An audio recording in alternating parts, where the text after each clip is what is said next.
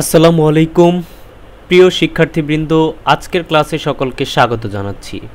তো আজকে মূলত আমরা প্রাথমিক বিদ্যালয় সহকারী শিক্ষকদের নানাবিধ সুযোগ সুবিধা নিয়ে কথা বলবো। শুরুতেই আমরা দেখব যে প্রাথমিক সহকারী শিক্ষক যারা তারা কোন গ্রেডের এবং টোটাল কত টাকা বেতন পান। ওকে, তো প্রাথমিক ও গণশিক্ষা মন্ত্রণালয়ের সূত্রে জানা যায় সরকারি প্রাথমিক বিদ্যালয়ের সহকারী শিক্ষক হিসেবে যারা যোগ দেবেন শুরুতেই তাদের বেতন গ্রেড হবে ১৩তম গ্রেডের। দ্যাট মিন্স তাদের বেতন শুরু হবে ১১,০০০ থেকে ২৬,৫৯০ টাকা পর্যন্ত। আপনি যদি কোনো প্রমোশন নাও পান তারপরও আপনার বেতন সর্বোচ্চ, দ্যাট মিন্স বেসিক বেতন সর্বোচ্চ ২৬,৫৯০ টাকা পর্যন্ত হবে। মূল বেতন ১১,০০০ টাকা। তো এর সাথে আপনি পাবেন বাড়ি ভাড়া, চিকিৎসা ভাতা, টিফিন ভাতা ও যাতায়াত ভাতা। তো আমরা জানি যে ১ থেকে নবম গ্রেড পর্যন্ত হচ্ছে ফার্স্ট ক্লাস জব বা প্রথম শ্রেণীর সরকারি চাকরি, দশম গ্রেড হচ্ছে দ্বিতীয় শ্রেণীর সরকারি চাকরি এবং ১১তম গ্রেড থেকে ১৭তম গ্রেড এটা হচ্ছে তৃতীয় শ্রেণীর সরকারি চাকরি।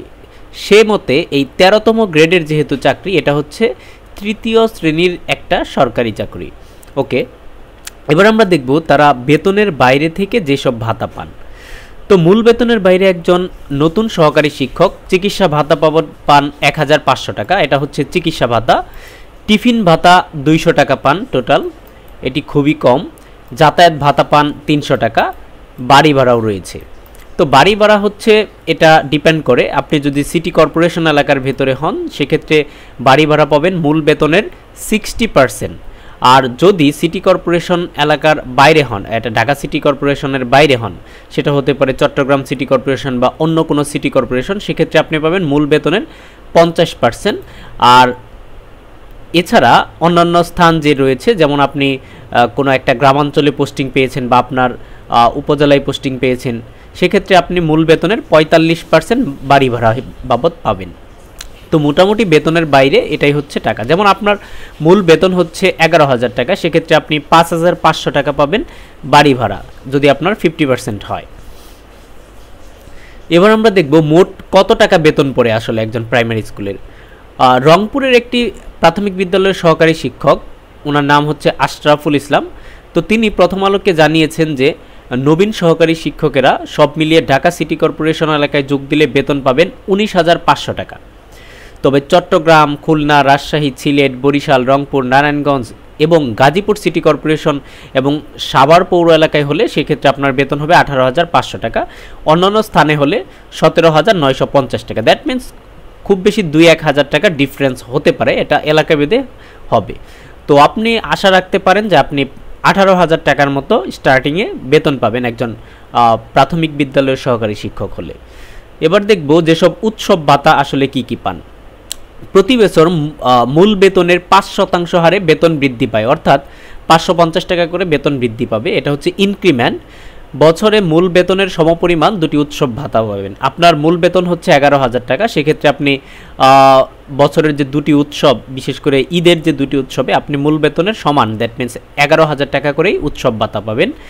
মূল বেতনের ২০% হিসাবে বৈশাখী ভাতা রয়েছে, বৈশাখী ভাতা পাবেন ২০%।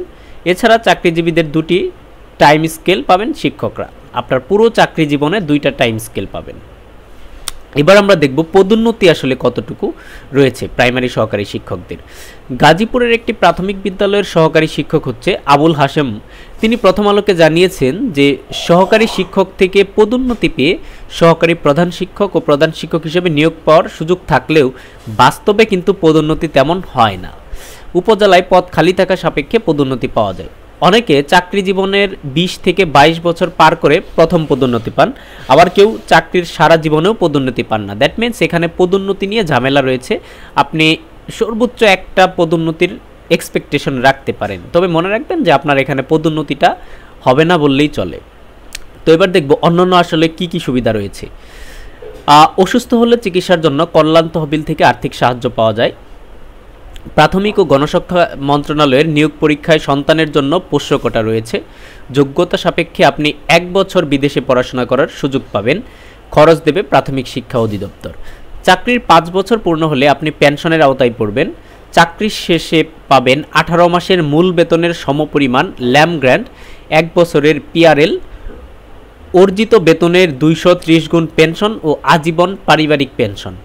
1500 টাকা চিকিৎসা ভাতা, 65 বছরের ঊর্ধ্বে হলে পেনশনারদেরকে মাসিক চিকিৎসা ভাতা দেওয়া হবে 2500 টাকা। আপনি বুঝতেই পারছেন এই যে নানাবিধ সুযোগ সুবিধা রয়েছে এই প্রাথমিক সহকারী শিক্ষকদের, এই কারণেই কিন্তু বর্তমান বেকার যুবক যুবতীদের মধ্যে এই চাকরিটা খুবই লুক্রেটিভ এবং বর্তমানে এই চাকরি খুবই কম্পিটিটিভ হয়ে গেছে। That's all for today. খুব শীঘ্রই নতুন ভিডিও নিয়ে হাজির হব, ততক্ষণ পর্যন্ত সাথে থাকার জন্য ধন্যবাদ।